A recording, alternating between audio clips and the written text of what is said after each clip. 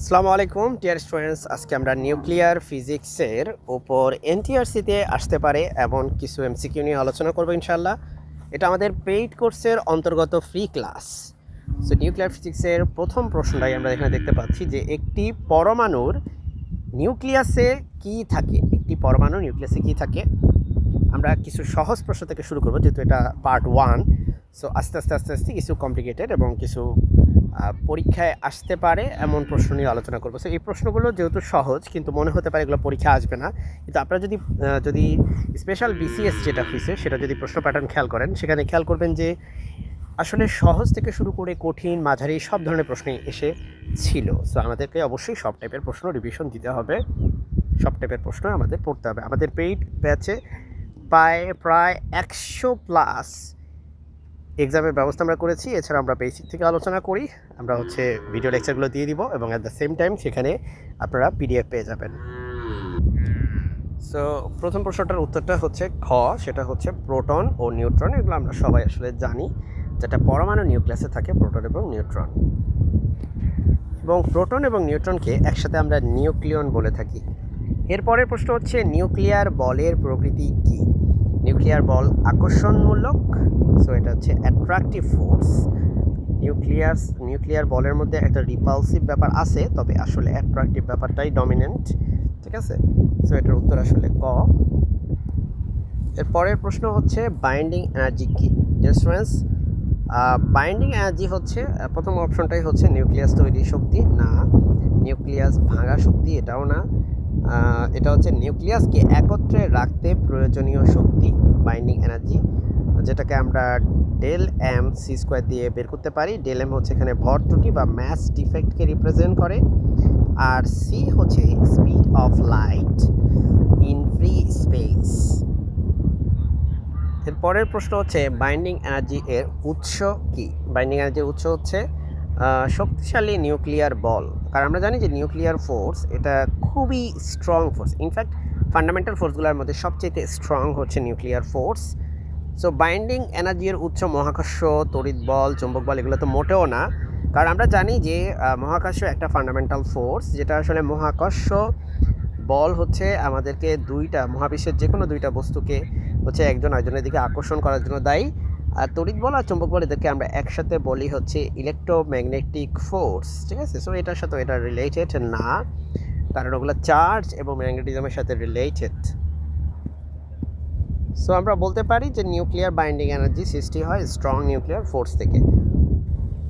পরবর্তী প্রশ্ন mass defect কি। ম্যাস ডিফেক্ট কি ডিয়ার স্টুডেন্টস, নিউক্লিয়াসের ভর বৃদ্ধি না, নিউক্লিয়াসের ভর কমা, ইলেকট্রনের ভর এগুলো না। এটা খুবই স্পষ্টভাবে আমরা জানি যে এটা নিউক্লিয়নের ভরের সাথে নিউক্লিয়াসের ভরের পার্থক্য। সো কথা একটা উদাহরণস্বরূপ যদি ধরি, লেটসে আমরা যদি সোডিয়াম ধরি, সোডিয়ামের প্রোটন 11টা এবং সোডিয়ামের ধরেন যে নিউট্রন 12টা, যদি 23 ধরি আর কি সোডিয়ামের ভর সংখ্যা। তো সেক্ষেত্রে এই 11টা প্রোটন আর 12টা নিউট্রনের যে ভর, সেটা নিউক্লিয়নের ভর, আর নিউক্লিয়াসের ভর বলতে বোঝায় সোডিয়ামের ভর, সেটা এইটা। সো যদি এটা থেকে এটাকে বাদ দেওয়া হয়, তার মানে আলাদা আলাদা করে প্রোটন আর নিউট্রন আর একসাথে স্টেবল নিউক্লিয়াসের ভর, দুইটার পার্থক্যটাই আমাদের ম্যাস ডিফেক্ট। মানে যতটুকু ম্যাস আসলে বলতে পারেন যে হারিয়ে গেছে, বা যতটুকু ম্যাস এখানে মিসিং। ওকে, এর পরবর্তী প্রশ্ন কোনটি তেজস্ক্রিয় বিকিরণ। এটা কি আলফা নাকি, দাঁড়ান বাকি অপশনগুলো এখানে দেওয়া আছে যে বিটা, গামা। আমরা জানি যে আলফা, বিটা এই দুটো পার্টিকেল, আর গামা মূলত পার্টিকেলকে রিপ্রেজেন্ট করে। এটা এনার্জি বা রে, হ্যাঁ, রে। সো এই যে আলফা, বিটা, গামা, এরা এই তিনজনই আসলে উত্তর হবে আপনার তেজস্ক্রিয় বিকিরণের। হ্যাঁ, আমরা এটাকে বলবো রেডিও অ্যাক্টিভ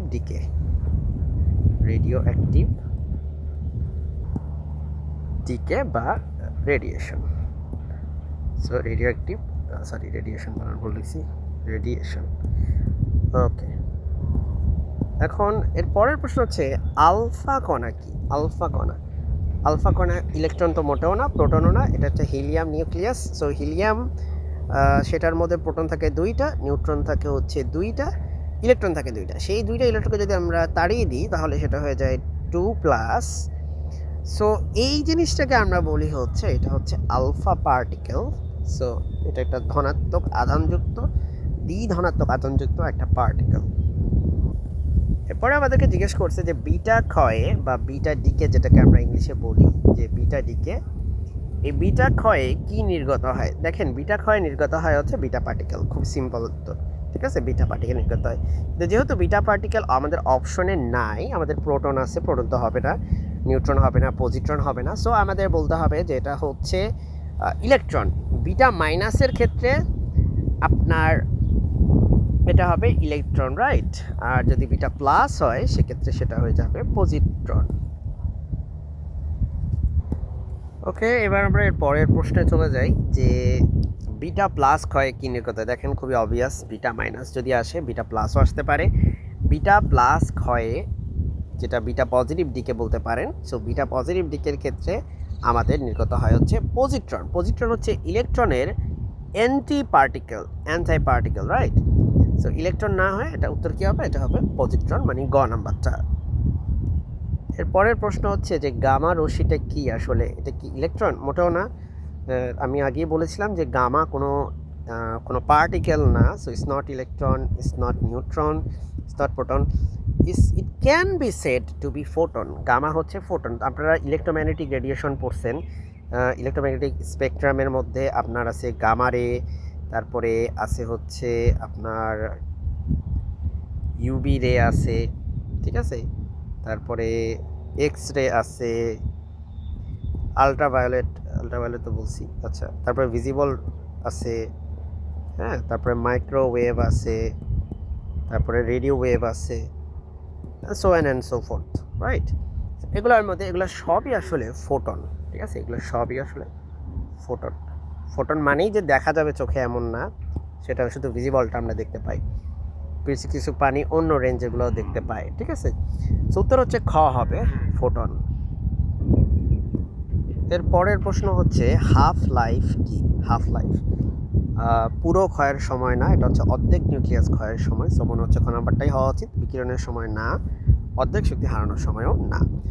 সো আমরা জানি যে ধরেন যে 100টা পার্টিকেল আছে, যদিও এত কম পার্টিকেল জীবনেও থাকে না, এটা জাস্ট হচ্ছে এসে বোঝানোর জন্য আর কি, হ্যাঁ। 100টা পার্টিকেল থেকে 50টা পার্টিকেল হতে যেই সময় লাগবে সেটা হচ্ছে হাফ লাইফ। আবার 50 থেকে 25টা পার্টিকেলে পরিণত হতে যে সময় লাগবে সেটাই হচ্ছে হাফ লাইফ। হাফ লাইফ হচ্ছে যে কোনো সময়ে যতগুলো পার্টিকেল আছে তা থেকে অর্ধেক পার্টিকেল হতে যে পরিমাণ সময় লাগে। ওকে, রেডিও অ্যাক্টিভ ডিকে আইন বা ল কে প্রস্তাব করে। উত্তর এটা হচ্ছে মুখস্থ আসলে, রাদারফোর্ড। সো এরপরে হচ্ছে নিউক্লিয়ার ফিশন কি, এটার উত্তর হচ্ছে নিউক্লিয়াস ভাঙা।